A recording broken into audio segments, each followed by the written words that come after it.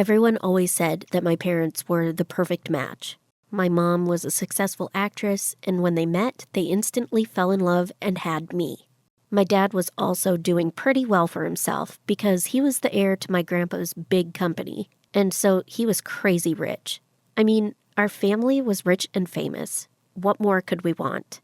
Well, my mom decided to give up her acting after she had me. She wanted to focus on being a good mom. And anyway, it's not like we needed the extra income. So she became a housewife and she thought everything would be wonderful. Except that's when my dad started cheating on her. Yep.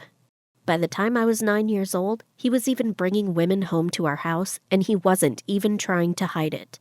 I remember one time I heard my mom screaming at him. She said, "You can date whoever you want, whenever you want, but don't you dare bring them back to our house and kiss them in front of our son like that." My dad got so angry, he actually slapped my mom. I was peeking through the crack in the door and saw everything. It was such a difficult time for my mom and I. We couldn't leave, though, because Mom had quit her job and we relied on Dad for everything. There was only one other person we could talk to about this, and that was my aunt's husband, who I called Uncle John. My aunt was similar to my dad and treated my Uncle John so badly. Eventually, it became unbearable to stay at home. So when I was 12, we stole some of Dad's money and ran away from home to live in another city. We started our lives all over again and laid low so Dad wouldn't find us. For the first time since I was a kid, both Mom and I were truly happy. After a year, we eventually settled down and had a stable life. Mom decided she wanted to take up acting again, and so she started auditioning for movies and musicals. Suddenly, everyone wanted to hire her, seeing as she used to be a well-known actress. And of course, it caught lots of media attention, which meant my dad found us. I don't know why he couldn't just leave us alone. He didn't come and threaten us himself, though. Oh no, he caused way more trouble than that. Firstly, he paid the landlord to kick us out. We came home from the grocery store one day, and our landlord was waiting on the porch and told us we had 1 hour to pack up. We knew straight away that Dad was behind it all. Then the next moment, there were all these articles appearing online saying that my mom had been having affairs and treated my dad badly, and that she was just a gold digger. He was spreading rumors, and it was ridiculous. What was his problem? He'd already made our life hell. Now, no one was interested in working with Mom, and we were back to square one. We moved into another place, and Mom got a job in a cafe. We tried to live as simple a life as possible so that my dad wouldn't find us again. But during that whole time, I always felt like something was wrong with me. Actually, my teenage years were always weird. I realized I wish I were female. I didn't know if I was trying to have trouble. I don't know if it was because of having a horrible role model for a father, but I thought about it for years and eventually plucked up the courage to tell my mom. Luckily, she was so supportive, and over the next few years, I also got different part-time jobs, worked hard, and saved enough money to get the surgery done. By the time I was 20, I was officially a woman. Things started to feel good again, and one evening, we decided to go out and celebrate the fact that Mom had just landed a job teaching acting. After a delicious meal, we were driving home, and I noticed there was a car following us. I started to panic, and I told Mom to speed up a bit so that we could lose them. But we didn't notice the crossroads up ahead, and suddenly a truck came out of nowhere and hit us. We had a seriously bad accident, but luckily I noticed something just before I passed out. The driver of the car following us was my dad's secretary. When we crashed, I saw him looking out the window, and then everything went black. I recovered after a few weeks, but my mom wasn't so lucky. She's still in a coma, and I'm terrified she'll never wake up. I couldn't stand the fact knowing my dad had gone so far as to have someone spying on us. We could have died in that crash. Then I realized maybe that's what he wanted. I had to get revenge. I was so angry and knew I needed to do something.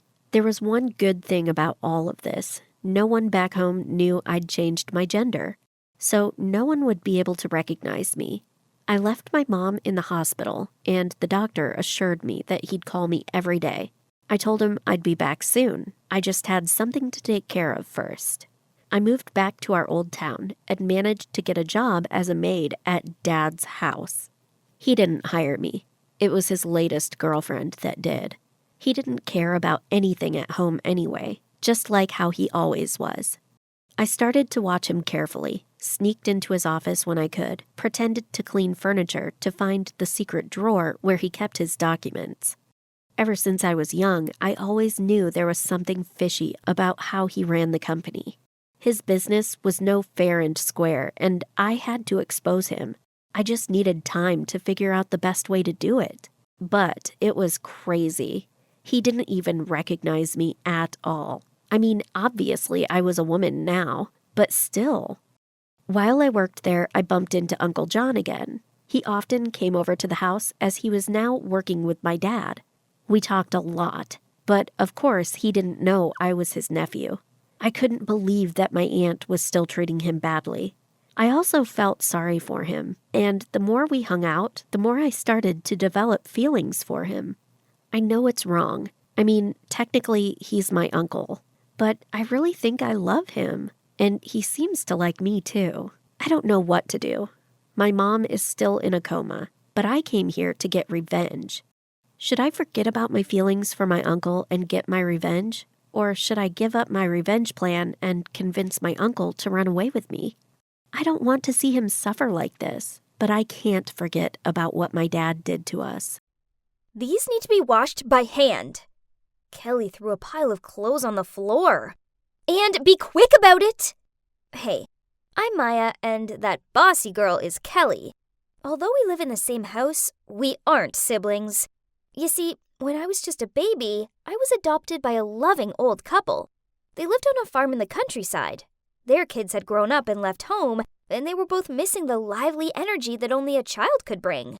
One Sunday at church, they saw the priest raising a baby girl and offered to help. So that's how they ended up taking me home and bringing me up as their grandchild. They were the nicest people, and they showered me in nothing but love and kindness. I'm always more than grateful for them. We lived together happily until one day, when Grandpa was in the orchard, he collapsed. Sadly, he passed away. Grandma was never the same after that. She'd lost her soulmate. Her health also deteriorated, and then one night she called me into her room, and gripping my hand, she said, "Sweetie, you brought so much joy into our lives. Without us, life could be tough.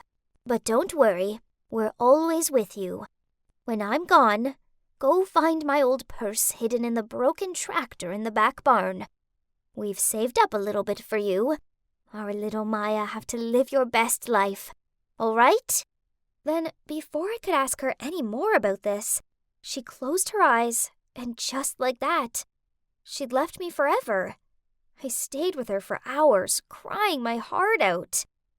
Afterward, following Grandma's words, I went in search of the money. Oh, God! I gasped in shock as I opened the purse. There was at least $20,000 here.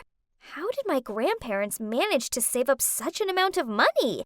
I knew they were thrifty, but this was way too much. After that, I moved to Columbus to live with my grandparents' daughter, Mrs. Madison, and her daughter, Kelly. So you're wondering what I did with the money, right? Well, I keep it hidden here, in this crack in the roof. Oh, someone's coming. Your room is disgusting. Anyway, Kelly and I are going out, so make sure you clean everywhere before we get back. I expect it to be spotless. I gave a weak nod and watched her totter away. This wasn't a new occurrence.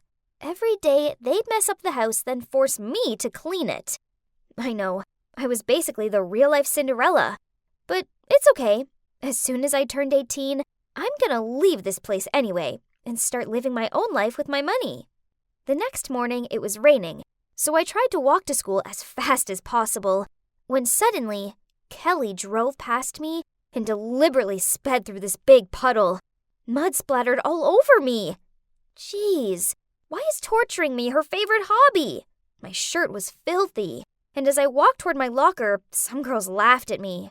One even sneered. The dirty look must be trendy in the countryside, but here it just looks tragic. Yeah, I've been in the city for almost a year now, but I still couldn't fit in. Maybe it's because I always wear the same worn-out clothes and borrow all my books from the library. Mrs. Madison refused to buy me anything new, and I couldn't use my own money, as that would look suspicious. I couldn't even afford to go on the school picnic. I'd never be one of them. Then, during recess, the class monitor, Josie, informed everyone that prom was happening soon, and the dress code was formal. While all the other kids squealed and clapped excitedly, I lowered my head and sighed. I had nothing to wear to prom. Maya? Hearing my name broke me from my thoughts, and I realized it was Josie, and standing around her were some of the nice girls from class. You have to come to prom this time, please. You've never joined us in any other activities before. Don't worry, we will help you look spectacular. I gave an awkward smile and replied, Thanks, guys, but I can't expect you to do that. They all insisted that I should go, but I remained adamant that it wasn't my kind of thing. Then came Meanie Kelly. Maya isn't suitable for this type of event. How dare she say that? I mean, just because I wasn't a spoiled princess didn't mean I wasn't suitable to attend. So I turned to Josie and smiled. Actually, that sounds fun. I will go to the prom. That evening at dinner, I mentioned the prom to Mrs. Madison and suggested that it could be a reward in exchange for doing all the housework. She coldly replied, You live under my roof rent-free, and now you expect me to do housework for you too? Or what, Your Majesty? Then she turned to Kelly, smiled and asked, Darling, have you decided on a prom dress yet? Then Kelly showed her mom pictures of gorgeous dresses on her phone while throwing smirks at me. Ugh! I couldn't sit around looking at Kelly's smug face anymore. This time, I definitely had to go to prom and be prettier than her.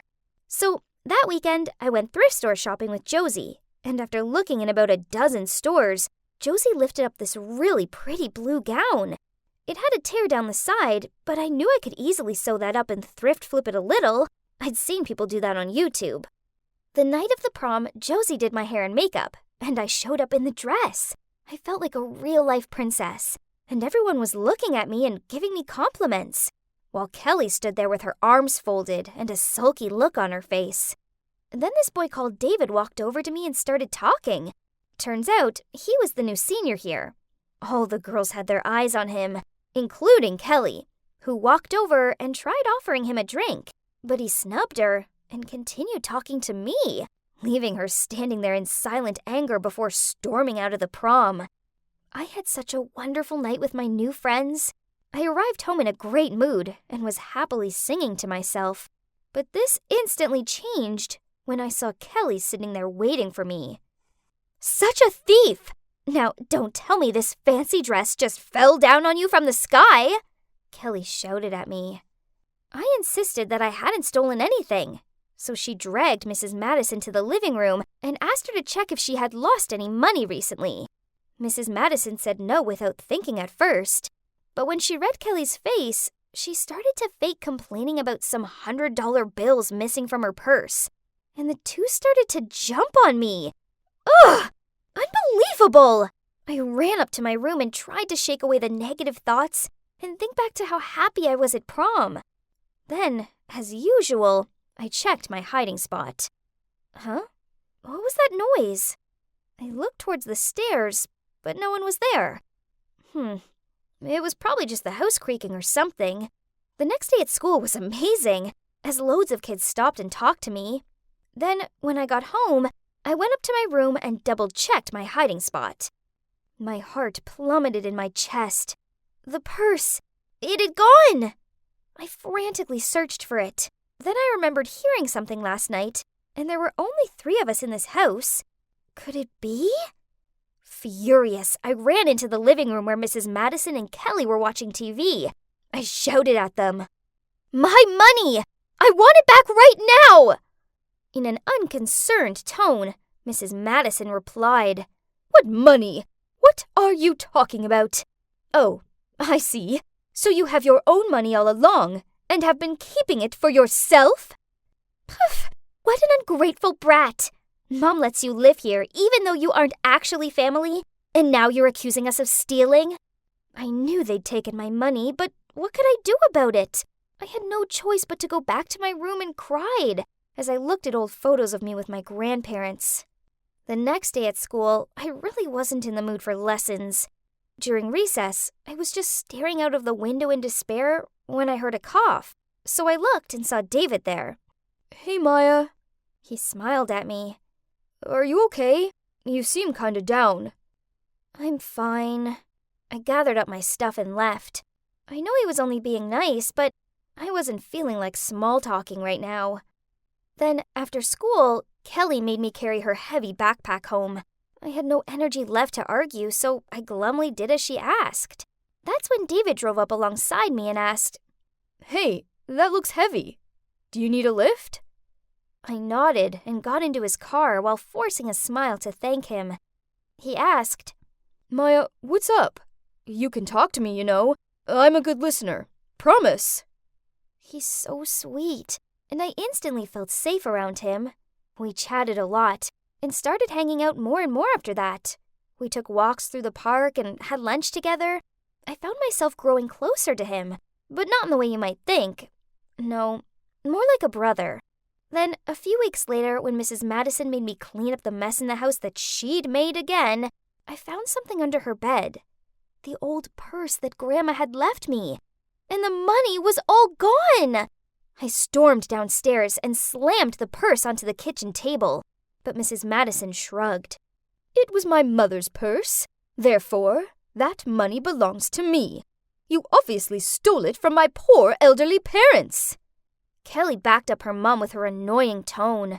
Wow, how low do you have to be to con a sick old lady into giving you her life savings? Grandma left it for me, not you! You two are monsters! I screamed at them, took the purse, and went up to my room. I started to pack, then I was leaving here once and for all. Only, when I went to try the door, I couldn't open it. OMG! They'd locked me in! Worse still, in all the drama, I'd left my phone downstairs, so I couldn't even call David for help. The next day, Mrs. Madison let me out, but only on the condition that I did all the housework, and from now on, I wasn't allowed to go to school or anything like that. And if I broke this rule, she'd make sure I ended up in trouble for stealing the money. So, it is what it is. I had no choice. They've got me on a string. One afternoon, I was out front watering the flowers when Mrs. Madison shouted out from the living room, "No! Not the roses! Water the ones over there! You useless girl!" Then suddenly, I felt someone yank my arm. It's David. He was worried about my absence, so he came to check on me. "Maya, there's someone I want you to meet." Then he signaled me to follow him. I had no idea where David was taking me, but anything would be a way better option than listening to any more of Mrs. Harrison's nagging, so I got in his car. He took me to his house, and there was this man in there. I suppose it's David's dad, but then, with tear-filled eyes, the man blurted out, "Maya, it's you! My daughter! You're finally home!" Huh? What? So, after I sat down and had a sip of water to brace myself for whatever was about to come, the two told me about how when I was a baby, my mom got sick and passed away. My dad struggled to look after me and my brother, so he gave me to a priest. Eventually, my dad managed to turn his life around, and knowing that I'd been adopted by the elderly couple, he started sending money to them to help them raise me. Then, when he came to find me, I wasn't there anymore. He found out that I was living with the daughter of an elderly couple in Columbus, so he moved to this city with the hope of finding me. It was such a coincidence that David ended up attending the same school as me. David said that the first time he saw me, he felt this strange bond right away, and how amazing that this gut feeling was right, as it soon became clear I was his long-lost sister. Wow, this was a lot to take in, but it was the greatest news ever! I left Mrs. Madison's house after that, of course, and moved in with my dad and brother. And for the first time since I'd lost my grandparents, I found myself feeling truly happy again. Now, you're probably wondering what became of Mrs. Madison and Kelly. Well, I was walking past their house the other day and saw a for sale sign in the yard. Turns out, Mrs. Madison had been spending money like water and now was in debt, so she was having to sell the house. I don't want to gloat or anything, but I guess that's karma for them.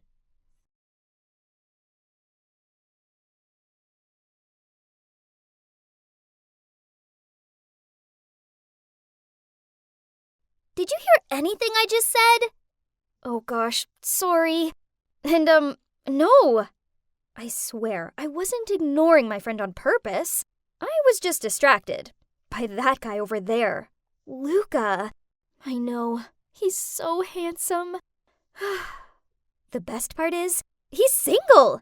Yep, he broke up with his girlfriend a few months ago. And today was the day I, Michelle Summer, would make Luca Rodriguez my boyfriend. I mean, his heart had to have healed by now, right? The only class I shared with Luca was French, so it was now or never. I wrote a love letter and asked the guy behind me to pass it to Luca. My heart started beating faster and faster until my teacher, Mrs. Davis, intercepted it. Who's passing letters in class? Nobody, huh? Let's see what's so important it can't wait until break. Wait, was she seriously gonna read it in front of the whole class? I watched her slowly open the letter. Oh man, someone sweep in and stop her, please! Dear Luca, I was struck by the lightning of love right from the first time I saw you. I can't stop thinking about your cute smile and how I could drown in your deep blue eyes. I like you, and I was wondering if you like me too. The whole class burst out laughing, but luckily for me, Mrs. Davis left my name out. Phew. I glanced over at Luca. He looked so embarrassed. What a massive fail! As I waited for the bus, I felt kind of down about everything. Then it began to rain. Great! And to top it off, suddenly a car passed by and splashed me. I was literally wet from head to toes. I shouted out in anger. Are you kidding me? The car suddenly reversed, then stopped alongside me. I held my breath as the car window opened. Huh? Luca! What? I'm really sorry. Are you okay? OMG. Luca was speaking to me. Okay, calm down, Michelle. Just play it cool. Oh, I'm fine. It was my fault. I shouldn't have sat at the bus station. Yeah, right. How smooth. Perfect. Now he'd think I was a weirdo and drive away. But he didn't. Instead, he smiled and said, Get in. I'll give you a ride home. Me and Luca? Alone in a car? Thank you, universe. I excitedly got in. Oh, there were two other people in the back seat. He introduced them as his friends, Wesley and Aubrey. Aw, that was so nice of him to give us all a ride. While his two friends were listening to music in the back seat, I got to talk to Luca. That's when I found out that we had so much more in common than I ever expected. He's a big fan of DC Comics, and his favorite series were Arrow and The Flash. Just like me! Oh, how I wished this ride would never reach my house. That night, I couldn't do anything but lay in bed daydreaming about how unreal this whole thing was when my phone beeped. Holy Mother of God. Can anyone please hold my hand? Luca had texted me. Hey, Michelle. Sorry again for soaking you. I had fun talking to you. Was I dreaming? I pinched myself to check. Ouch. Nope. It was vividly real. Then one thing led to another. We chatted till late that night, and it repeated on the day after. And the day after, we basically talked every night. And then something wonderful happened. He asked me out on a date. Yes, you heard me right. A date! Eek! And the best part, he wanted to watch a horror movie. Everyone knows a guy only suggests this so the girl will hug him when she's scared. Okay, Luca. I like your way of thinking. He chose The Conjuring 3, so I had to binge watch part 1 and 2 in one night. It was so terrifying, but I was willing to do anything for Luca. D-Day arrived, and I spent hours picking out the cutest outfit. But then I arrived at the movie theater to see that Wesley and Aubrey were there too. Seeing my surprised look, Luca said, Oh, I invited Wesley and Aubrey. It's gonna be a fun double date. Did he just say double date? Aw, so it's still a date. What a relief. He didn't mention to me before that Wesley and Aubrey were a couple. Phew. All the jump scares in the movie did get me to constantly hold onto Luca's arm. You'd think I'd be happy about this, right? But no, I wasn't. Why? Because I wasn't the only girl holding his arm. Aubrey was too. No, I'm not kidding. Hello? Wasn't her boyfriend also sitting next to her? Thank God the movie finally ended, as watching Aubrey clinging onto Luca was even creepier than the movie. After that, Luca suggested we go for Mexican food. I happily agreed. Only Wes and Aubrey tagged along too, of course. Then just before we ordered drinks, Wes received a call from his mom and had to leave. So the three of us were left having dinner together. It was an awkward atmosphere, as Aubrey kept bringing up all these inside jokes with Luca, while I sat there clueless and feeling like a third wheel. Well, that sucked, but at least I'll have some time alone with him on the ride home to make up for this, right? But then Aubrey latched onto his arm and in her sickly sweet voice asked, "Oh, it's so late out. Luca, you're driving me home, aren't you?" Luca turned to look at me awkwardly. Well, I didn't want to make a scene, so I said, "Don't worry, I can call my friend. She works right around the corner and her shift's about to end." Yep, that was a big fat lie. Anyway, he smiled and then they left, leaving me there all alone. I called an Uber and headed home. That night, I couldn't sleep. I couldn't stop thinking about how there was something fishy about their relationship. But then I got a text from Luca. "I had a great time today. I was wondering if you'd like to be my girlfriend? X." What? I had to rub my eyes and reread it. OMG. It really said girlfriend in the text. So that means Luca and Aubrey are just really close friends. That's all. I smiled while replying yes to him. So from that moment on, we became an official couple. It was awesome. Well, except for one same old problem. He always brought his friends along. Every day. You see, Wesley and Aubrey went to another high school nearby. When I first met them, I thought Luca was just giving them a ride home because of the rain. But turns out, he drove them every freaking day. They often hang out afterwards also. So it meant that Luca and I never had alone time, not even half an hour. But that wasn't the worst part.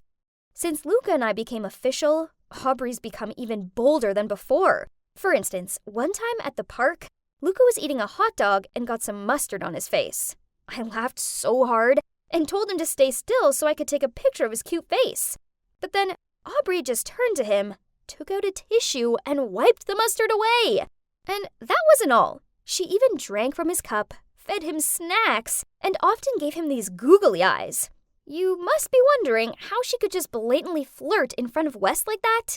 Well, that girl really knew how to blindside him. Sometimes she kissed him on the cheek or stroked his hair.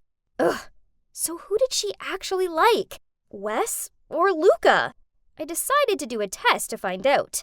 So I cuddled up close to Luca and leaned my head on his shoulder. And as expected, Aubrey was glaring at me with jealous eyes. Then, as she twirled a strand of her hair around her finger, she asked him, "Luca, Wes is busy this Friday and I can't miss my dance lesson. Could you take me there and wait around till class is over?" Luca looked awkward, but not knowing what else to say, he muttered out, "Yeah, sure." Ugh. Now she's being too much. I needed to show her that Luca wasn't interested in her and that she needed to back off. I know, that sounded a bit mean, but seriously, I needed to make a stand, or else I could lose my boyfriend. So on Friday evening, after Luca drove Aubrey to her dance class, I called him and said that my bike had a flat tire. Yeah, I may have punctured it myself, but it did the trick. He immediately picked me up and drove me home. Then I asked him to stay as Mom was making her signature lasagna. He couldn't say no to my mom, so he texted Aubrey to tell her to go home by herself because he was busy with me. Success! The next day, the four of us hung out at the cafe. Luca noticed Aubrey looking a bit tired, so he asked, "Hey Aubrey, are you okay?" "Oh, it's nothing. After dance class, I walked home and it rained all of a sudden. And I didn't bring an umbrella because I thought you would bring me home. So I got drenched." I glanced at Luca, and I could see he was feeling really guilty. After chatting a bit, I went to the restroom to freshen up. That's when I caught Aubrey dabbing powder on her face to make her look paler. I couldn't believe it! That's so not cool! I needed to confront this big fat liar! Do you seriously think guilt-tripping Luca will make him love you? I don't have to make him do anything, 'cause he already loves me. With a shocked look, I spluttered out, What did you just say? Oh, didn't he tell you? Luca and I used to date, but then I got tired of him and broke up with him. He was so devastated. Now, seeing him with you, I realized I made a mistake. He should be with me. My God, I couldn't believe what she just said. How could he hide this from me? I couldn't contain my anger anymore. You're just a psycho who likes to play dirty tricks all the time. Then I stormed out of the restroom and bumped into Luca. Did you just yell at Aubrey? Don't be so mean. She got sick because I hung out with you yesterday. Ugh, just great. Now Luca only overheard me screaming and thought I was the meanie now. But then I realized Aubrey was right. Luca was clearly still in love with her, because if he wasn't, he would have asked for my side of the story first, before defending her so quickly. Luca, I think we should break up, as you clearly still have feelings for Aubrey. Then without letting him say anything, I brushed past him and left. The next day, I decided to wake up early and go for a run, to try and clear my head. But as soon as I opened the door, I saw Luca standing there. I acted like he was invisible and was about to walk away, but he grabbed my arm and said, "Please, Michelle, at least hear me out." So we sat on the porch and Luca opened up to me. Turns out it was true that Luca and Aubrey used to date, but they argued all the time, so he ended things with her and they stayed friends. He didn't mention their past relationship to me because he thought it wasn't a big deal, as it's all over now. He said that after I broke up with him, he spoke to Aubrey to figure out what had happened between me and her. Then she confessed that she was still in love with him and was only dating Wesley so she could be around him. Luca rejected her, and she started crying, which caused her makeup to smudge. That's when he realized I was right about her faking being sick, and he made it clear that her sneaky behavior meant they couldn't be friends anymore. Michelle, I'm sorry. I should have seen what she was doing and put you first. I promise it won't happen again. Poor Luca. I couldn't stand seeing him looking so gloomy. To be fair, all he did was just trying to be a good friend to Aubrey. He deserved another chance, right? So, smiling, I gave him a big hug. From that moment on, things between us were great again. Wesley eventually found out that Aubrey was only using him to get close to Luca, so he broke up with her. Our love story was surely a bumpy ride, but it was all worth it, 'cause I truly love Luca, and I also love how he cares about his friends and wants to spend time with them. So I only asked him for some alone time every Friday. Talking of Fridays, I can't wait for this one, as Wesley told me that Luca's prepared something special for me. Eek! I'm so excited! Sorry guys, but you won't know what it is, as my story has to end here. Maybe next time. A lot of kids don't like Mondays, but I do. The start of a new week is full of so many possibilities. And, oh my days, who is she? Whoa, she's beautiful. She is the prettiest girl I've ever seen. She must be new here because I definitely haven't seen her around here before. I'm Evan, and as you can see, I'm kinda short and skinny. I might not be a muscly jock or anything, but I do have a big brain. I'm top of the class in math, sciences, geography, and soy el mejor de la clase en español. I'm proud of my collection of trophies and awards, and as a result, lots of kids in school know who I am. But I don't really like talking to new people. For such a smart guy, I find small talk awkward. It's like the words freeze in my head or something. Anyway, this is the main reason why I've been single for, well, forever. It doesn't matter, I need to focus on my studies anyway. But I do like girls, especially petite girly girls who need me to protect them. Being the smart guy I am, it didn't take me long to find out that the new girl is called Kayla. Kayla. What a sweet name. After a few days of looking through her social media accounts, I'd fallen deep for her. I wanted to tell her how I felt, but I'm just too shy and awkward. So I asked my best friend Liam for advice. Bro, what are you so scared of? You're the #1 guy in this school. Yeah, but only with books. Liam nudged me and said, Only? Dude, it's a big deal being that smart. Girls absolutely love it. You're a bright-looking guy and a top student. Just need to add a little bit of confidence, my friend. I was not sure about that, but what do I know? And Liam is good with girls, so I had to trust him. In fact, I am smart, and I should be proud of it and use it to my advantage. So what should I do to make a move? Now you need to prepare her a gift and surprise her with it in the canteen. Girls love romantic gestures like that. What kind of gift? Don't sweat it. Just get her something you think she'll like. The next day at recess, I carried a box to the canteen. I spotted her sitting with her friends. Oh boy, this was terrifying, but also kind of exciting. As I walked over to her, I noticed how pretty she looked today. Suddenly, she stood up and went to the food stall. Okay, so she was taller than I thought. Yeah, she's quite a bit taller than I thought. Oh no, she's a giant in comparison to me. Abort mission, abort! I turned around and started to walk off when I accidentally bumped into someone and dropped my box. All of my trophies and awards scattered across the floor, along with the love letter I'd written for Kayla. My eyes locked on it, and I was about to leap forward and grab it, but the girl picked it up. Then in a really loud voice said, Oh look, Evan has a crush on Kayla. Who knew a nerd could have such high standards? Or should I say, tall standards? Then everyone burst out laughing. Oh boy, this was embarrassing, so I hurried out of there. Liam, who had been waiting for me outside, stopped me as soon as I passed the door. Dude, what was that? Are you really giving her those as a gift? He snatched the box out of my hand and took a look inside. Well, you said to get her what she liked, and you also said girls like smart guys, so don't these show off enough of my charm? No, not like that. I just expected you to get her a teddy bear or some flowers. Evan, this ain't it. So this was it. My life was over. I'll be a laughingstock forever. I'll have to convince my parents to let me move schools. No, to let me move planets. Huh? It's from Kayla. What? She says she likes me too. Is this thing broken or something? Wow. She says she's heard a lot about me and she admires my achievements. And she wants to hang out sometime. Not long after that, we started dating. She's such a fun girl to be around. But there's one thing bugging me. She's so tall and standing next to her constantly reminds me that I am so short.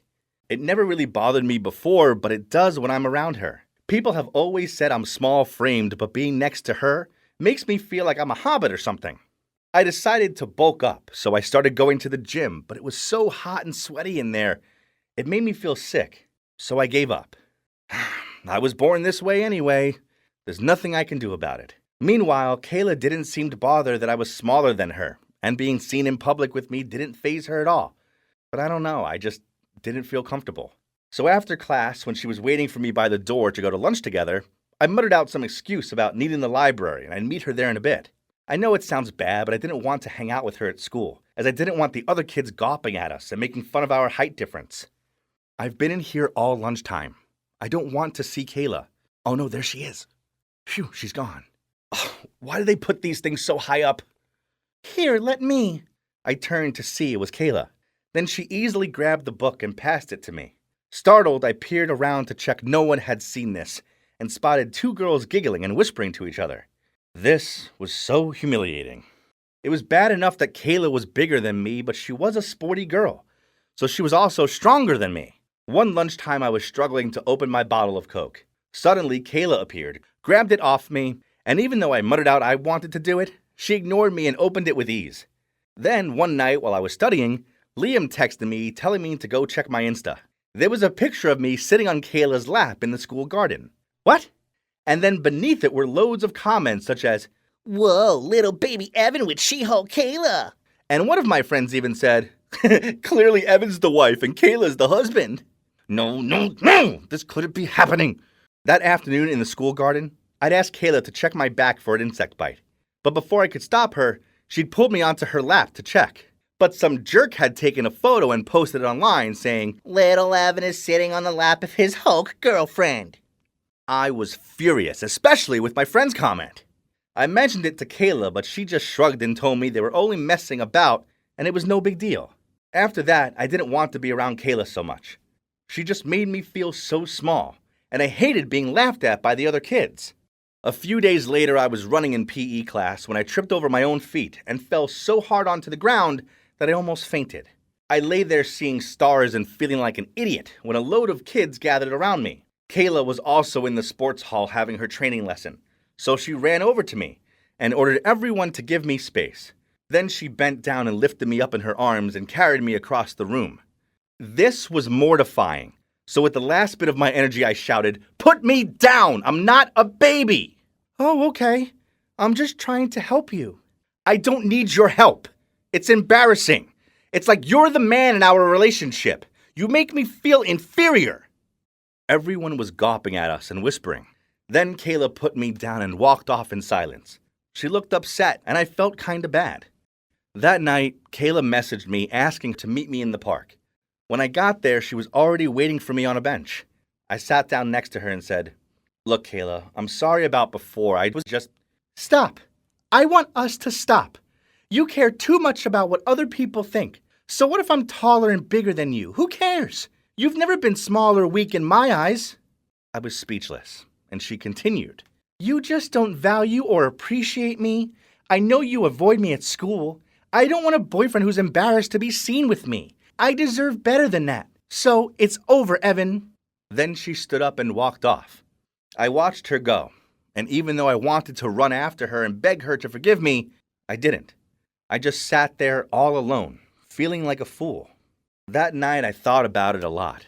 I knew she was right. I've been a jerk, and now I'd lost my amazing, funny, beautiful girlfriend. I shouldn't have let other people's opinions affect me so much because, on reflection, they were irrelevant. I liked her, and she made me happy. So what if she could reach books that I couldn't? Thinking about it, she was actually really helpful to have around.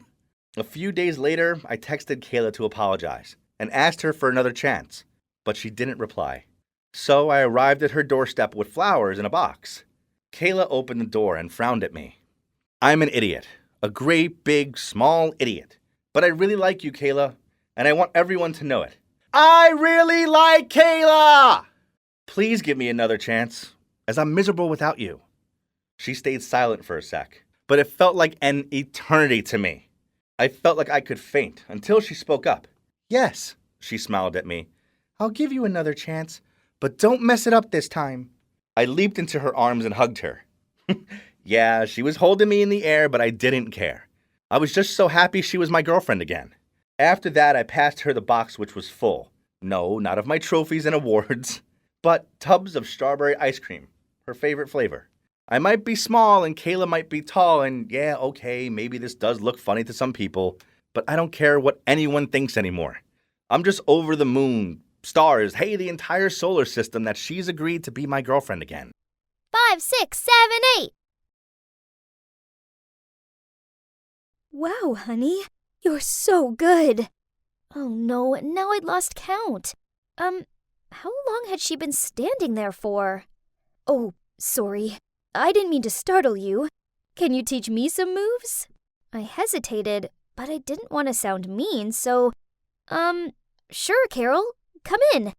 I'll show you some of the basics. I did some simple moves for her to follow, but, oh man, she was awful. Seeing an out-of-shape, middle-aged woman attempting front lunges and high Vs isn't something you see every day. But I did appreciate that she was putting the effort into getting to know me. Oh, sorry. You must be wondering why I was calling my mom by her first name. Well, she's actually not my mom. She's my stepmom. You see, my mom passed away when I was 10. Then last year, when I turned 15, Dad started seeing someone again with help of a matchmaker. And he thought it was important for me to have a mother figure, and that's how we ended up marrying Carol. I enjoyed having bonding time with Carol, but it quickly became kinda uncomfortable. She watched me practice my cheerleading moves every night, started up conversations about the boys at my school, and she insisted on binge-watching TV series with me. Yeah, you all must know how awkward it is having an adult sitting next to you while there's some romantic kissing scene on the screen, right? Jesus. I needed my privacy. Then one time, I arrived home from school to find her in my room, going through my makeup. Donna, sweetie, how exactly do you use this? Okay, so this was a bit too much. She's crossing some lines here, messing around with my stuff without asking, but I couldn't bring myself to get mad at her either. You see, Carol is the definition of an ideal housewife. She's such a kind-hearted woman, and she always kept the house immaculate and cooked delicious meals. Maybe she spent so much time doing this that she didn't have any time to take care of her appearance? Hey, everyone deserves to feel beautiful, right? So I showed her how to apply makeup. Carol, you do so much for Dad and me, so I think it's about time you treated yourself. How about we go to the mall tomorrow? I would love to. I thought I was doing something nice for her. Little did I know, this was the start of something crazy. The next day at the mall, I took her into a clothing store where women her age shopped. I held up a nice blouse, but she shook her head. Then, to my utter dismay, she insisted we go into the Pull and Bear store next door. But Carol, that's for teenagers! But she still marched us in there. Then she pointed at an outfit and asked me if I could try it on for her. I wanted today to be about her, not me. But okay, as long as she's happy. I stepped out of the dressing room and twirled, and the store staff immediately complimented me. Then Carol suddenly turned to the staff and asked them to get the exact dress in size XL. What? Was she going to wear that too? Carol coyly stepped out from behind the curtain and asked, "So, what do you think?" I froze for a moment. I mean, look at her. She looked ridiculous, but I couldn't tell her that, so I reluctantly gave her a thumbs up. And just like that, Carol bought us both the exact same dress. But there's more. She suggested that we both wear them right now, while we were still in the mall. I spluttered out, shouldn't we save them for a special occasion? But her mind was made up. So, there we were, daughter and stepmom walking through the mall in matching dresses. I could feel all eyes were on us. We even ran into one of my friends, and she mistook Carol for my cousin. At least, that was until she saw Carol's face. That poor girl looked like she'd just seen Annabelle. Carol sure was flattered, as on the way home she beamed as she said, "To think, your friend thought I was your cousin. I should dress like you more often. It takes years off me." And I kid you not, she actually meant it. From that moment onward, she started dressing like a teenage girl. Or, to be precise, like me. Exactly like me. Apparently, I was the only one finding it weird in the house, because my dad said nothing. I needed to talk to her, or else someone at school would see me and make fun of me. So that evening, I went downstairs to see Carol sitting on the couch reading some magazine. I took a deep breath and said, Carol, can we? Oh, hi, sweetie. Look, I'm choosing a cake for your upcoming birthday party. I hope that's okay. Oh no, why is she always so sweet and kind? This made me feel so bad. She's doing so much for me, and all I do is complain. So obviously, I didn't bring up the subject of her copying my style. That's just trivial, right? Instead, I sat next to her and we talked about the birthday party. Then she showed me some pretty dresses on her phone and asked me to pick one for my party. I really like this one. Carol smiled. Oh, that looks lovely. Great choice, sweetie. Imagine how stunning we'll look in these. We? Oh no, not again.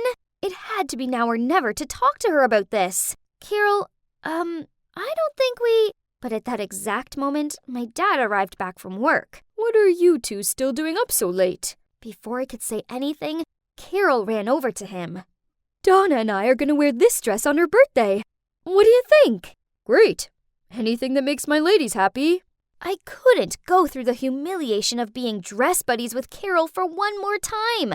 On my special day, I needed to do something. I had a plan, but the timing had to be faultless. So, on the day of my party, when Carol was ironing her dress, I rushed in and told her that the delivery guy had just dropped off the wrong cake. Carol freaked out and ran downstairs immediately. Ha! It worked! Now, let's get started. And, well, 10 minutes later, as expected, we all heard a loud scream coming from upstairs.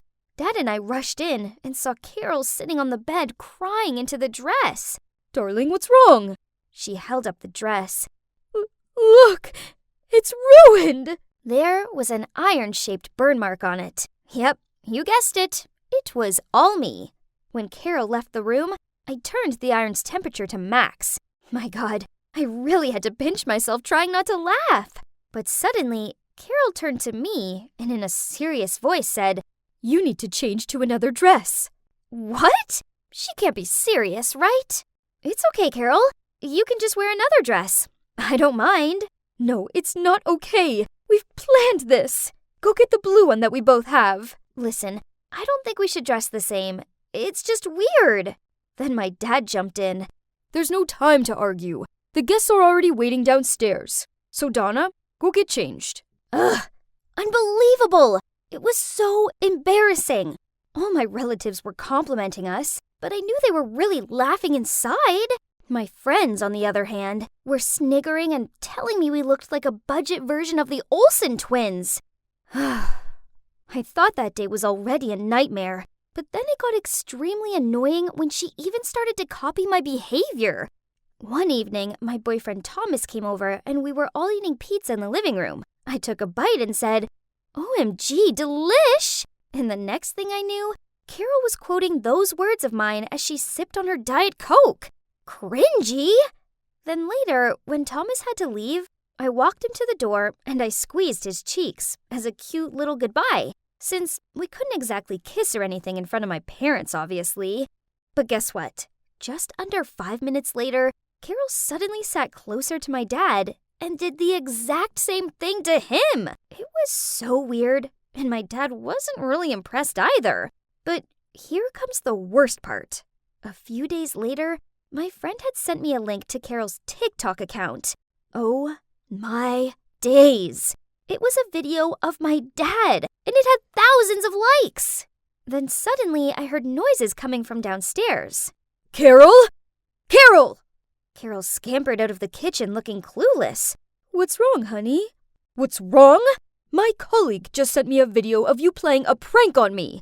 Everybody has seen it. Even my boss, my customers, everyone. How am I supposed to go to work now? Ruining my career. Is that what you want? So much for being an accident. Yep. The video I was talking about was this one, where Carol baked a fruitcake for my dad and then smashed his face into it. Then, when he looked up, he had 2 strawberry slices stuck to his eyes. He kind of looked like that creepy clown from the movie It. She uploaded it on her TikTok account, and it instantly got viral. I played that prank on my friend a while ago at our slumber party, but I didn't expect that Carol would copy it. Get out of my house! My dad's shout took me aback, while Carol burst into tears and begged. Please, honey, don't do this. I'm sorry. But my dad didn't listen and just told her to pack and stay out of his sight immediately.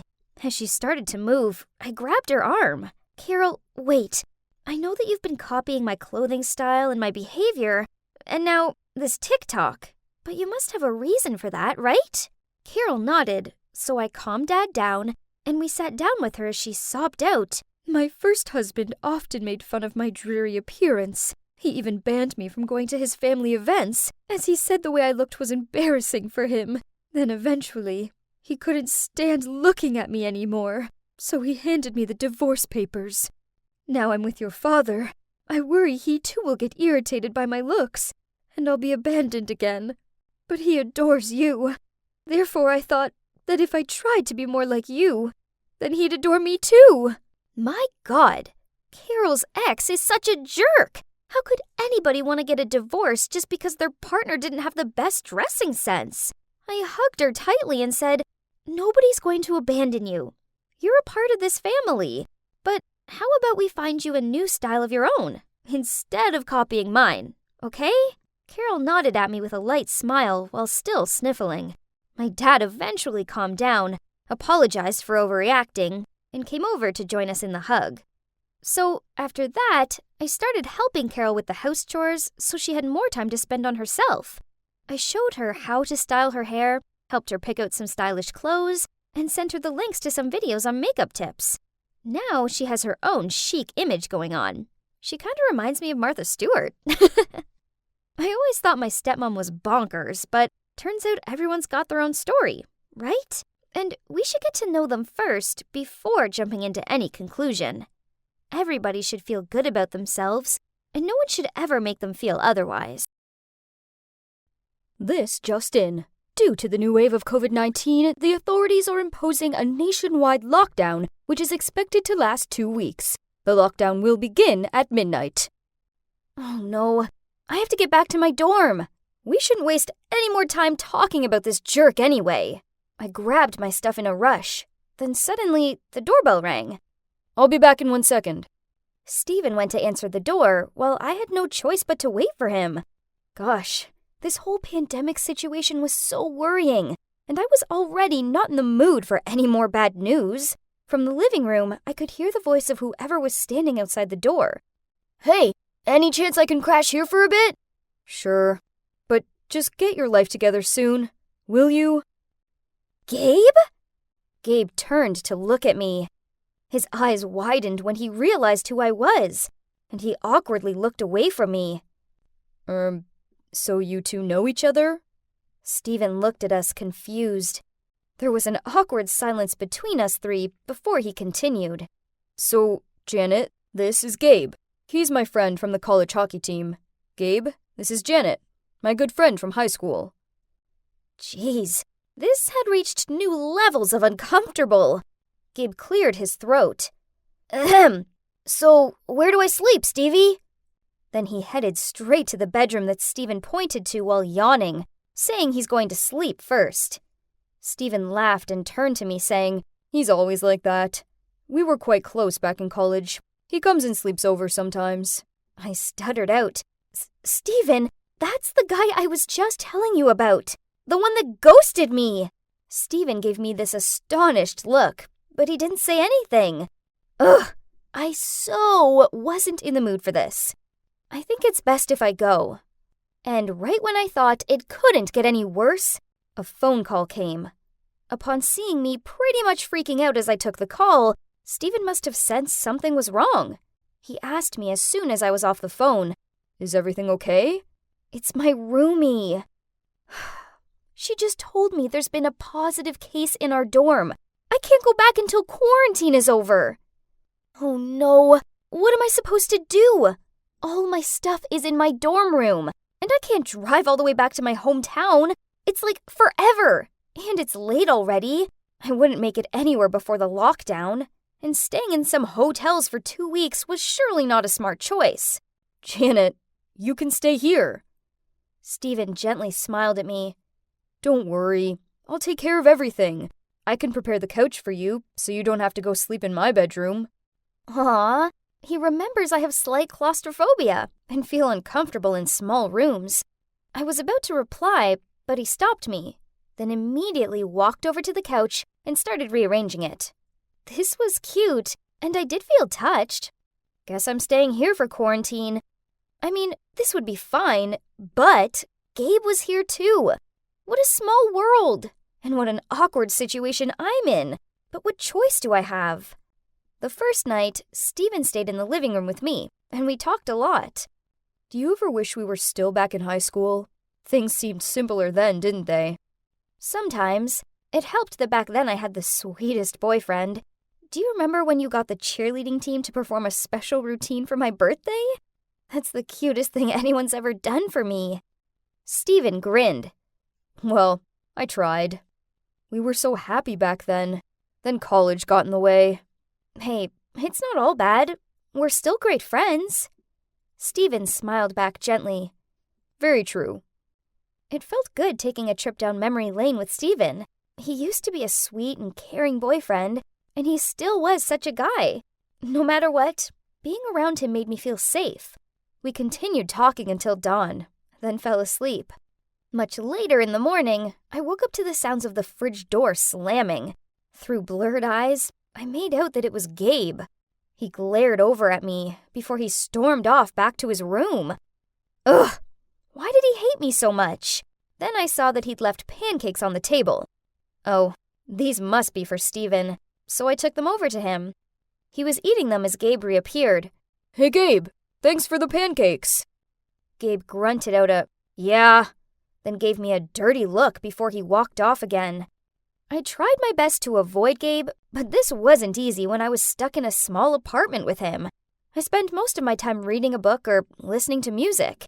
Yeah, we had history, which I just finished telling Steven the moment before Gabe rang the doorbell. We dated for a month. Everything was cool, and I started to like him a lot. And whoosh, he disappeared. Janet ghosted. I was still very sad and didn't want to deal with any of this yet.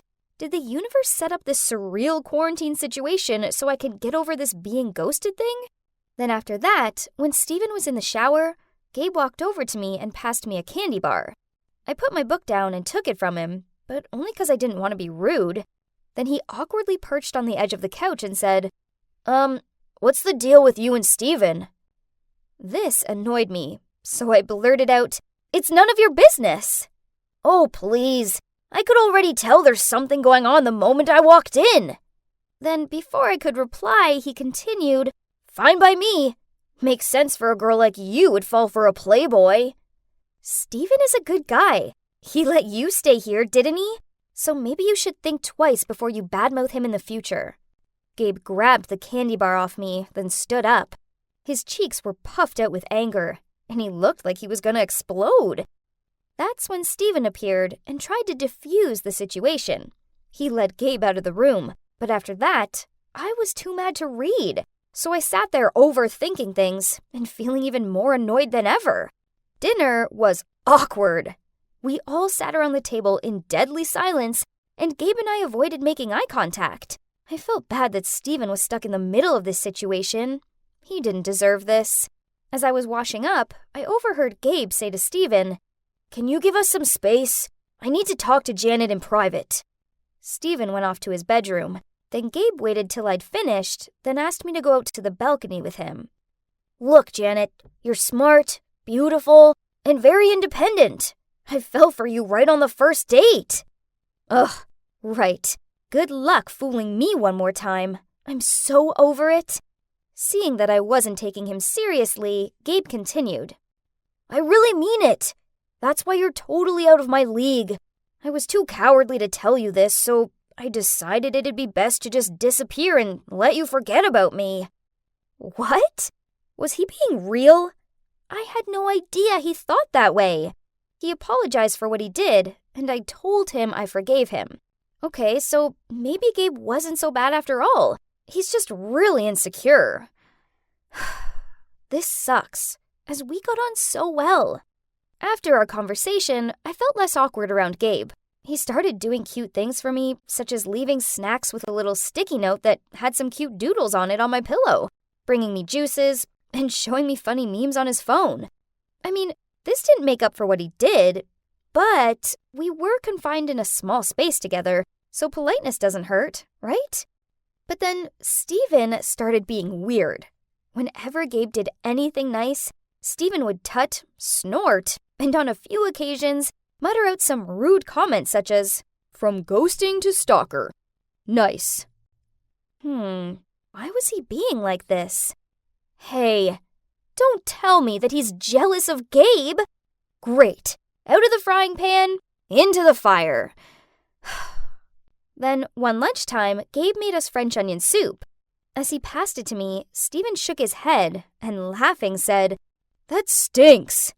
This is a poor attempt to impress Janet. FYI, she hates onions." "What do you mean? I'm not trying to impress anyone." "Oh, please. I know you still have feelings for Janet, but you're no match for her." I watched them with a poker face, since I couldn't process what was going on. Then Steven turned to me, boldly said, "Janet, so many things have happened and changed, but one thing is still solid. That's my feelings for you. Don't waste your time with this kid." Wow, I sat there perplexed. What was that? And wasn't Steven a little too mean there? This was a side of him I hadn't seen before, and I didn't like it. "Stevie, what is this? I thought we were bros." "Yeah, relax, we are. Look, we both like Janet, so she just needs to decide who she wants. So, who's it gonna be?" OMG, this is just like that Twyla Saga situation. I have to choose between two totally different guys. Ugh, I hate it. Both this situation and that series. And honestly, I don't like the immature way they're acting now. How dare you two create this whole dilemma by yourself and put me in the middle of it? I choose neither of you, okay? You both had a chance with me and you both let me go. I want to stay friends, but that's it. I stormed off, thinking this would be the end of it. Oh, how wrong I was. One time, I was watching a movie alone and got up to go to the bathroom. When I came back, they were both sitting on the couch, arguing with each other about who should stay and sit with me and who should go. Fed up, I shouted, "Will you both quit it already? You left me for college, and you for your own insecurities. And neither of you is acting like a grown man. I want a boyfriend who I can rely on, and that's definitely neither of you. As far as I'm concerned, any romantic feelings I had toward you both are well and truly in the past." They both gave me stunned looks, and more awkward silence prevailed. Was it a bit harsh on them? Even so, they still needed to know my feelings so they'd stop their own illusions and stop fighting in vain. Luckily, quarantine was almost over, so at least I'll be out of this smothering apartment in 2 days.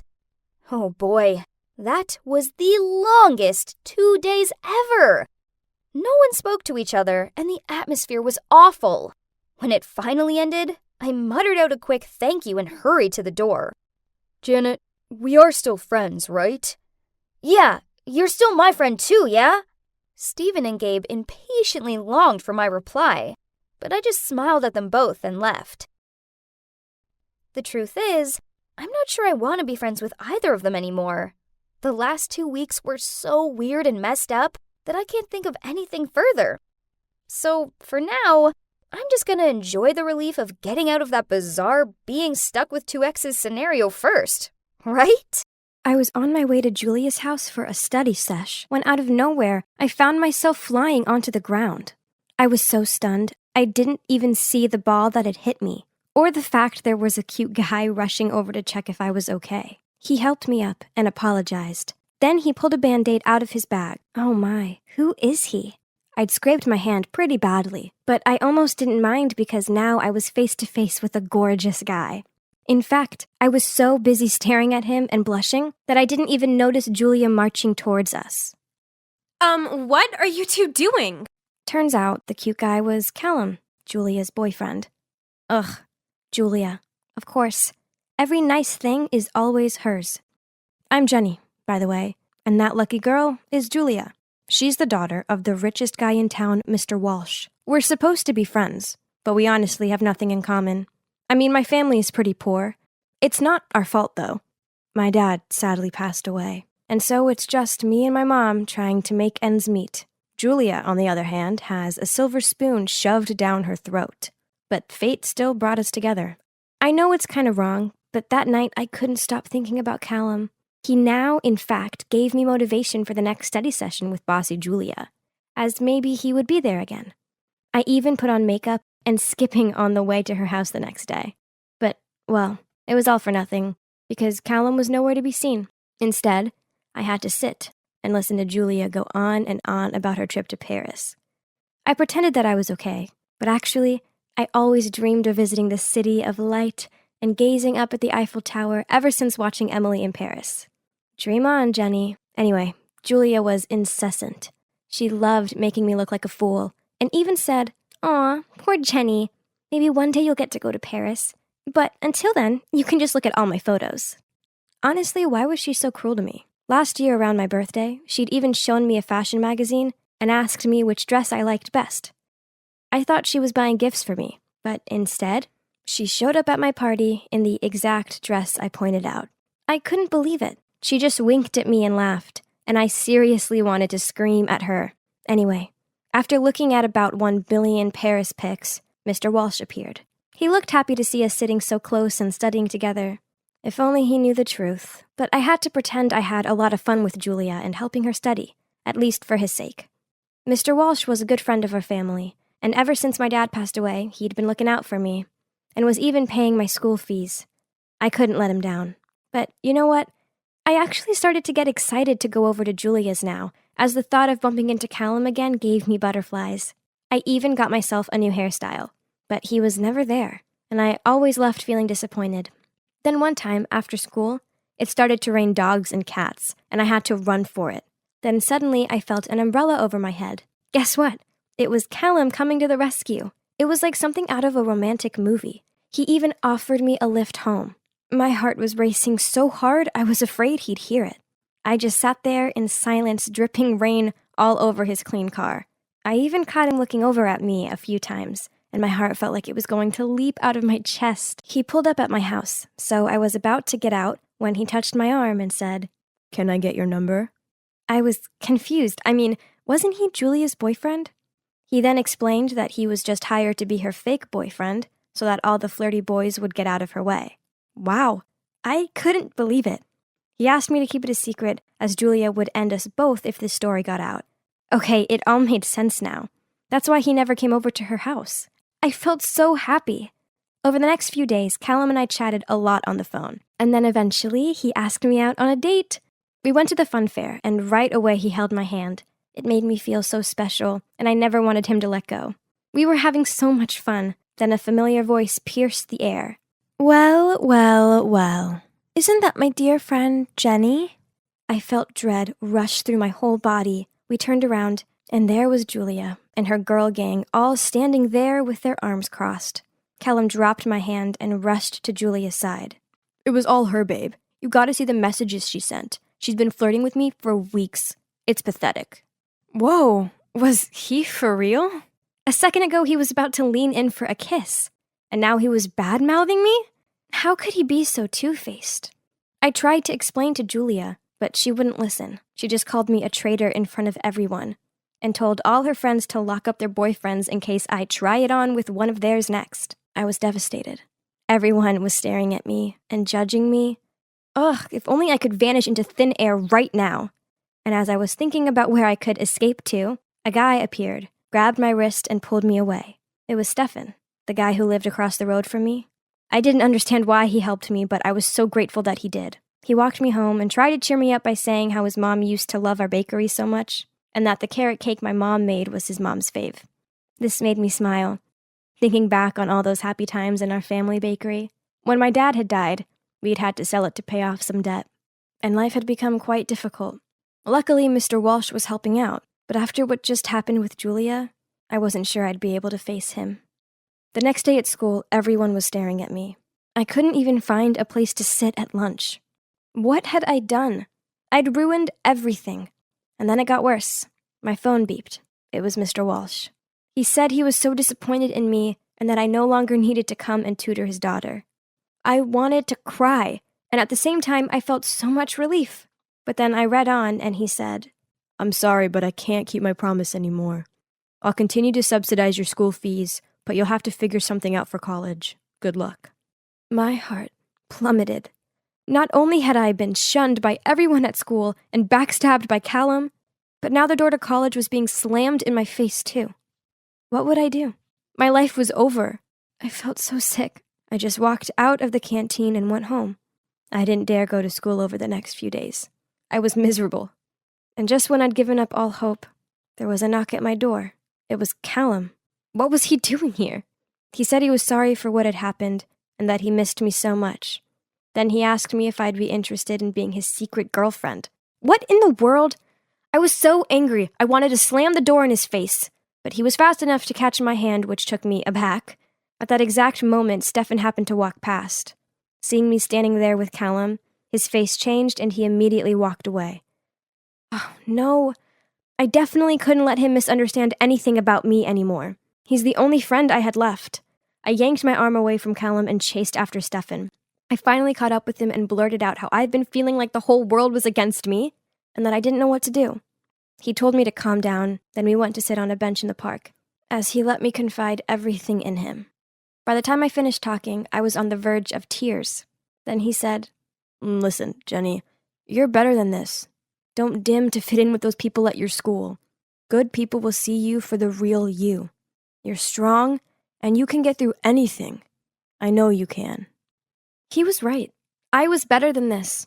I didn't need to sink as low as Julia and her friends, and I certainly didn't need to rely on Mr. Walsh's money. I'd figure this out by myself, like I always did. So I applied for a part-time job at a coffee shop. Earning my own money felt so good. Suddenly I felt free, and I knew everything was going to be okay. But then one day when I was working, Julia and her gang came in. They still weren't over what happened, and in front of everyone, they brought up what I'd done to humiliate me, and they even recorded it, and I couldn't stop shaking. This was too much. That's when I threw a cup of coffee all over Julia and ran out of there. Julia shouted after me that she was going to tell my mom everything I'd done. Without a doubt, Julia really did it. She even sent my mom photos of me and Callum at the fair. And well, my mom didn't take it well. I rushed home to try and explain after Mom yelled at me over the phone. But then I couldn't find Mom anywhere. I called her phone and a man answered. He said my mom was in a hospital after she fainted? Oh dear good God! I got to the hospital immediately and found out that she had collapsed from shock. But thankfully she was okay. She had to stay in the rest of the day to be monitored. So I went to get us both a cup of coffee. That's when I saw him. Callum. He was in the ward next door sitting with some girl. I almost dropped the coffee out of shock. They looked close. I waited until he'd left, and then I went to ask the girl if Callum was her boyfriend. Well, turns out they'd been dating for 2 years already. So he was triple cheating? The girl deserved to know the truth, so I took a deep breath and told her everything. She was so upset. We decided to get our own back. So the girl called Callum and asked him to come back. As soon as he arrived, we confronted him and got the truth once and for all. He was never Julia's real boyfriend. In fact, here's the shocking part. He was hired by Julia to pretend to date me and ruin my life. Apparently, she was jealous of how much attention her dad gave me since my dad had died, and that her dad constantly compared her to me. He kept apologizing to his girlfriend, saying how much he loved her, and that he only agreed to help Julia so that he could earn some money to help pay for her medical bills. I was stunned. Callum was so apologetic and said he'd come clean about everything. He posted it on the school forum to clear my name, and to everyone to see the ugly truth about Julia. And of course, when Mr. Walsh saw it, he made her come and apologize to me. And he also apologized himself and offered to pay my college fees again. Do you think I accepted his offer? Of course not. I was standing on my own feet now, and there was no going back. I didn't need anyone's help. So you might be wondering how I could afford college. Surely not on my coffee shop salary, right? Well, after graduating high school, I realized how much I missed the bakery. That was where I truly felt happy. So I decided to study to become a pastry chef, and now my mom and I have opened a new bakery. I've never been happier. And there's one last thing I want to share. Oh, in fact, here he is. Hey, Stefan, I've made your mom's fave. Let's go surprise her. I couldn't stop smiling as Stefan took the carrot cake, kissed my cheek, and we headed for his car. Life is so much more simple now, and sweet, and I love it. Hello, Dana? Have you heard from Vicky yet? I anxiously asked. Vicky hadn't shown up for school, but she wasn't at home either. She'd gone AWOL. And I was frantic with worry, especially as it passed 10 p.m. already. No, this is very out of her character. Martin, tell me what's going on between you two. I facepalmed. Ugh, the word complicated wouldn't even be enough to describe this situation. It's a long story. Let me just tell you from the beginning. It started way back when I was just a kindergarten kid. I met my first ever enemy, Vincent Green. We just didn't see things eye to eye from the get-go. One normal day, I just finished my Lego city when Vincent charged over like Godzilla and smashed it to pieces. And so the war between us continued, one that carried on throughout our school years. He sabotaged everything I did and vice versa. One time when it was my turn to sing in music class, Vincent made fart noises and the whole class burst out laughing. Fair and square, that same day I poured liquid glue over his art collage. Another time he stuck a note on my back saying, "I wet the bed." Seriously, I was getting really paranoid as to why all these kids were laughing and pointing at me. Ugh. So in return, I put this fluffy pink teddy in his backpack. And in class, when he went to pull out his pencil case, the teddy flew out and landed in the middle of the room. Back then, Vincent had already seemed to be quite a girl magnet. I guess they viewed him as a pretty boy, but come on. All kids look the same, right? So I started going around telling everyone, Vincent only wants to play with the girls. Ew, gross. 5 years later, and our feud was still ripe. Vincent was great at studying, and baseball too. He was the PE teacher's favorite. And I know this sounds stupid, but that being flocked by girl thing was no longer gross. It was like a medal of honor. I tried so hard to be better than Vincent in everything. I was also one of the top students. I joined the soccer team. And I also had girls surrounding me. Still, that was not enough. Not until Vincent accepted his defeat. But then middle school started, and guess what? Vincent wasn't there. Finally, I was free of him. Now I could stay on top, flirt with girls, and become basketball captain without him trying to sabotage me. All eyes were on me, and it was fantastic. Although there was a small part of me that missed the competitiveness. Then on another day, like every other day in high school, I was walking along the corridor and noticed that all the girls were getting in a frenzy about something. "What's going on?" I asked my best friend Tyler when I arrived at my locker. "Not sure. It's probably the new boy or something. Girls are squealing all over the place." I didn't feel good about this. And then, just like in those slow-mo Korean drama scenes, the new boy ambled along the hall charmingly smiling, one hand holding a baseball bat, the other air-shooting girls. My face was slowly getting hot, eyes goggled at the new boy. Yes, it was Vincent. He slid past me, sneered and winked. What a lousy jerk. That was definitely another declaration of war. A few days later, I saw Vincent everywhere, applying for class president, competing for the baseball team captain position, and flirting with pretty much every girl in school. Ugh, he was like a bad rash that wouldn't go away. To make it worse, his grades from previous schools somehow ended up published online, which made everyone go giddy for him. Ugh, Vincent Green, you just wait for it. However, he would have to probably wait forever, because I was ready to give up all the competitive intentions the moment I met Vicky. It was at lunchtime. I was having lunch with Tyler in the school garden, when Dana, Tyler's girlfriend, came over. Behind her was an angel. I was stunned, mouth wide open. My half-eaten sandwich even fell from my hand. Dana said, "Hi boys, this is Vicky, my best friend. She used to be my neighbor until her family moved away, but she's just transferred back here now." Vicky gave us both a friendly smile. I, of course, took that chance and befriended her right away. Soon, Vicky and I started hanging out. When I was with her, it felt like everyone else had been muted. She was this ray of light in the darkness. She was perfect for me. Smart, beautiful, exquisite. And she was the only girl in school who didn't go all fluttery around Vincent. Actually, she hadn't so much as mentioned him once. I invited her over to my house, and my parents liked her so much they asked her to stay for dinner. Afterward, Vicky suggested watching a movie. The time whizzed past, and soon it was 10 p.m., and she had to leave. Let me take you home," I insisted. But she told me her brother was already on his way. So I led her down to the living room to wait. The doorbell rang. I went to answer to find Vincent standing there. We both froze and glared at each other. What on earth was he doing here? That's when Vicky walked over to him and said, "Let's go." Then she turned to me and kissed me on the cheek. Aw, sweet.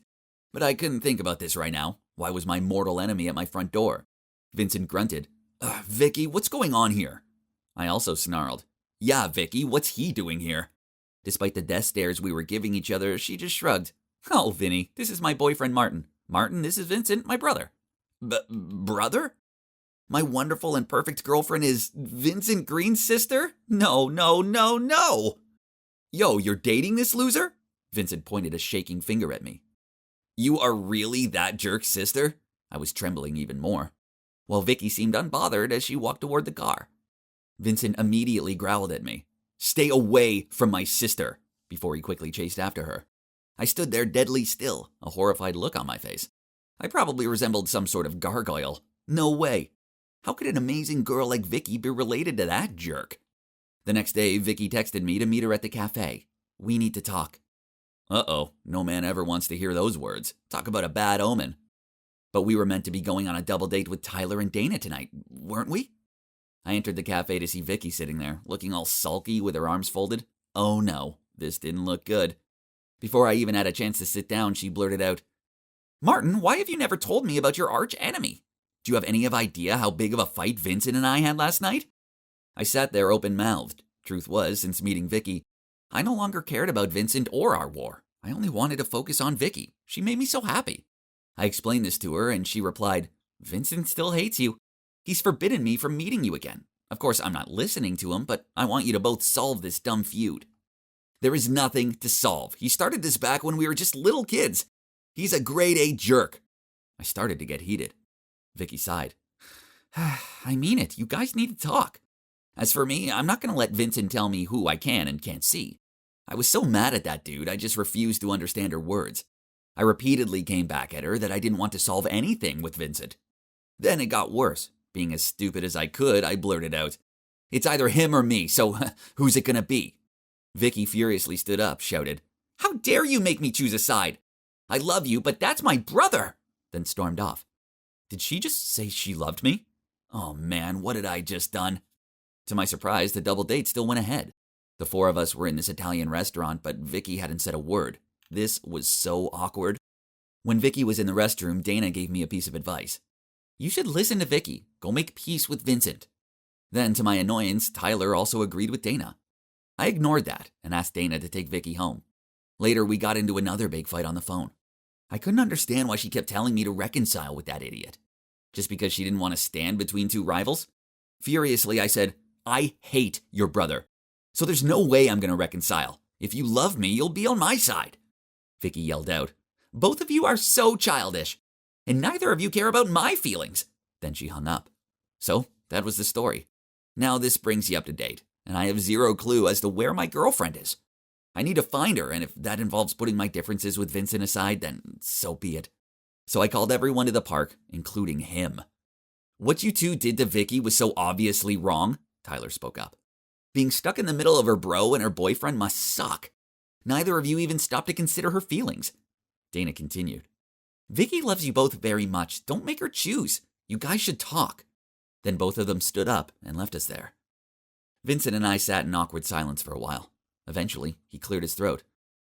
I have to admit that I've been envying you. All the girls adored you. You're smart and great at sports. Vicky falling for you proves that you'd finally defeated me. That's why I got so mad. I looked at him with wide eyes. That was exactly what I thought about Vincent. I always felt like second fiddle to him. Always. I told him this, then we both scratched our heads and laughed. Then I said, Geez, what a couple of insecure losers we are. Vincent replied, Yeah, we're both pretty stupid for a pair of smart guys. Truce? He held out his hand and I shook it. We realized that no amount of attention could compare to the love we got from our girl Vicky. Suddenly, something popped up in my head. I know where Vicky is, I said. Let's go, Uncle Vinny. Vincent and I called Tyler and Dana, and then we went to the 24/7 cafe, where Vicky usually took me. There I found her dozing on a couch on the second floor. I gently shook her and said, Wakey, wakey, sleeping beauty, you gave us all a fright. When she saw that Vincent was there too, and we weren't biting each other's heads off, she gave this huge smile. After that, we all sat down and chatted over hot chocolates and cookies. Finally, the infinity war between two rivals had come to an end. I no longer have an enemy. Instead, I have a new close friend. It's funny how things turn out sometimes, isn't it? Now I'm a part of a group of 5 wonderful people, especially my girlfriend. What more can I ask for? Life is... On my very first day of high school, I showed up in my extreme goth girl attire as every other day. I felt good, but unfortunately, the teacher didn't appreciate my look, as she gave me this disgusted stare and blurted out, How peculiar. Excuse me? So how do you define normal? How come being your true self is abnormal, but it's totally fine to live a fake, boring life just to fit into this judgmental society? The whole class gasped and stared at me. As for the teacher, I'd rendered her speechless. I guess word got around, as at recess this red-haired goth boy smiled at me, then said, Hey, it's Miranda, right? Do you want to join my group? Well, no need to ask twice. This guy was cute. And everyone in this group was goth too. This was where I belonged. They share my views on how the media's unattainable standards of beauty are fake, and how pathetic everyone is for striving to look like mass-produced dolls. Ugh. I like them. Actually, I didn't have many friends. You see, as soon as I discovered my true identity at 13 and started dressing this way, my old friends ditched me. People are always so quick to judge and don't gel well with others that are different. It's so lame. But whatever. Those bland blenders could never understand my effort to stand out and be true to myself.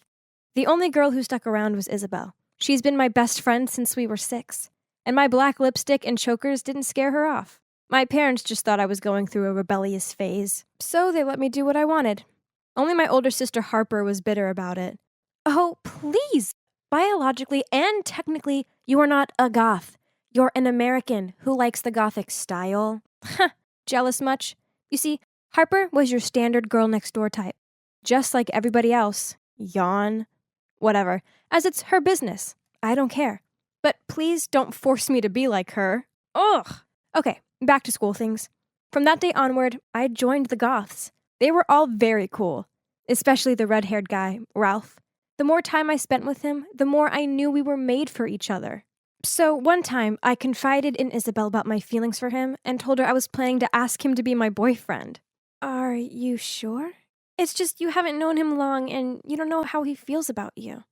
Oh, bless. Isabel was being her usual sweet, caring, worried self. But come on, this was a sure bet. It's okay, Izzy. I'm the coolest one, not only in my group, but also in this school. There's no way he can turn me down. No. Ralph's answer cut right through me without any hesitation. I haven't even finished my love confession. Ouch. Seeing me dead still and mouth wide open, Ralph continued, Look, Miranda, your style is so cool, and I know you're one of us, but honestly, whenever I talk to you, I think it's just so tasteless. Besides, I'm already dating Aaron, so we should just be friends. Tasteless? What did he mean, tasteless? And OMG, Aaron? Unbelievable. Her goth makeup and outfits were no way near as good as mine. What did she have that I didn't? Furious, I stomped home, rushed to my room, and screamed into my pillow. On hearing this, Harper hurried in and asked me what was up. I needed to talk to someone, so I blurted it all out to her. Wow, she raised her eyebrows. Rude. Still, she paused, scratching her chin. Uh-oh. I know she always does that thing whenever she's about to say something mean. You know, that Ralph guy does have a point. I mean, instead of spending 3 hours a day applying endless layers of makeup, you could use that time to learn how to be less boring. She shrugged. What? Shut up! Get out of my room! I furiously pushed her out and slammed the door. But, come to think of it, what if the other kids stopped being friends with me, and not because of my look, but due to my tastelessness? Nah, that can't be the case. Pfft, Harper was just being her usual ridiculous self. So I stayed loyal to myself throughout high school and continued to live life my way. No one can make me change my mind, ever. Yeah, I know senior year is important, which is why I made a conscious effort to attend the college enrollment fair. After a while of wandering around, I found myself drawn to the social science section of one university. This was it. This is what I wanted to major in. This was so exciting. I'd finally found something else amazing besides the goth lifestyle. That night I asked Harper to take a photo of me to send with my application file. She gave me this dirty look and replied, You really think they'd want to interview a student looking like they belong in Dracula's castle? No, she did not just say that. How disrespectful. Why do people care so much about appearances? You pick someone due to their caliber, not the surface. Well, if looks are not so important, why don't you just quit being angry, get changed, and just take a simple photo? Harper raised her voice. Ugh, arguing with her was pointless. So I ran back to my room and locked myself in there for 2 whole days. Ugh, I hated this world.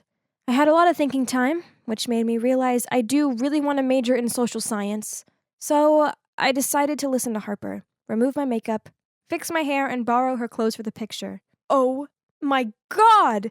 No, I can't even look in the mirror. I looked horrible. But Harper thought otherwise. I told her to just take the dumb photo. But she ran off and dragged along my parents, who cooed and clapped on seeing my new look. You look so beautiful, honey! My mom held her chest. Were those tears in her eyes? Oh, man, this was so lame. This wasn't me. I'm not some insignificant, boring-looking girl. Ugh! As soon as Harper took the photo, I darted toward the door, desperate to return to my goth look. Please, Miranda. My parents both grabbed my arms. You look so much better this way. But this isn't me. If I don't stay goth, then I'll be losing myself. I shook them off. A few weeks later, I got a reply from the university. I had got through to the online interview stage. Whoa. But this time, I wouldn't change myself. During the interview, one professor asked me about my social experiences, such as part-time jobs or social volunteer services. I hadn't done any. I'd thought of that once in a while, but due to my goth look, I didn't get to work anywhere. I admitted that to the professor and proudly announced, being goth is my true identity. A few weeks later, I received their response email. Harper, Isabel, and my parents gathered around me in the living room, but, oh no, I muttered out once I opened the email. They rejected me. I stood up and tearfully ran back to my room, while Isabel followed me. don't worry. Isabel sat down next to me and rubbed my arm. They have another enrollment in the autumn. So you still have a few more months to prepare. I don't need it anymore. Just leave me alone. I must have freaked her out, as she quietly left after that. The next day, I was so bummed out, so I went to see my goth friends. Surely my own kind would make me feel better, right? People are ridiculous, but no one can stop us from being ourselves, Ralph heroically said. Well, I didn't feel any better, but at least there was someone on the same page with me. Still in a frustrated mood, I later on skipped dinner and went straight to my room. Harper then entered my room and talked to me in a serious tone. Stop sulking. I've seen that email and your profile. Here's the ugly truth. They didn't reject you because you're a goth. They rejected you because you're just a bland person with below average grades and no social experience whatsoever. I threw my pillow at her, demanded she leave my room right now and never come back. But that night I couldn't sleep. Her words were bugging me. I don't know, maybe she was kind of right. I mean, I guess I could do more to help my case, as I knew I really, really wanted to study that major at that university. So the next day I started looking for a part-time job. But everywhere required this gross uniform and decent look. Jeez, come on! I just can't. I felt so terrible being something that I'm not. I was about to give up when Isabel came to me and said, Be strong. Think about your dream college and your future. She patted my back. This is just temporary, okay? What a sweet friend she is. All right, gotta get back on my feet. I patiently kept looking, and finally, a cafe accepted me as a waitress. Of course, no goth look though. Ugh. One evening after work, I was about to go home when I ran into the goth group. Hey guys! I cheerfully greeted them. What's the event tonight? Noticing their confused look, I said, It's me, Miranda. They burst out laughing. Seriously? Miranda, is it really you? Then some of them pulled out their phones and started taking pictures. My Instagram is gonna love this. While the others kept ridiculing me, this was heartbroken. I thought they were my people. Why didn't they give me even a second to explain? Now it turns out they were the most judgmental people ever. What a toxic group of friends. I wasn't going to waste my time hanging out with them anymore. Lesson learned. Over the next few months, I focused on working at the cafe, and I joined a group of active young people, handing out food for homeless people and helping nurses at old people homes. I'd experienced so many new things, and to be honest, I got used to this mediocre look. Actually, there's this one guy in my volunteer group. He's called Roger, and I may have a slight crush on him. At first, I didn't even notice him, because he looks normal. Basic haircut, t-shirts, jeans, and sneakers. Until one time, in the nursing home, I was struggling with this very bitter and difficult old lady who was accusing me of stealing her slippers. Then Roger, with his gentle nature and soothing voice, slid in and diffused the situation. On top of that, he was an amazing storyteller, as he always mesmerized everyone around, including me. Okay, so looking normal didn't mean someone was boring. Yeah, I know the saying, don't judge a book by its cover. Well, it turns out that saying is 100% true. In early October, Harper helped me apply again, and guess what? I successfully passed the online interview and received an offer email. My family was in seventh heaven. My parents couldn't stop the happy tears, while Harper just proudly smiled at me, and Isabel hugged me tightly. We even went on vacation to celebrate. It was terrific.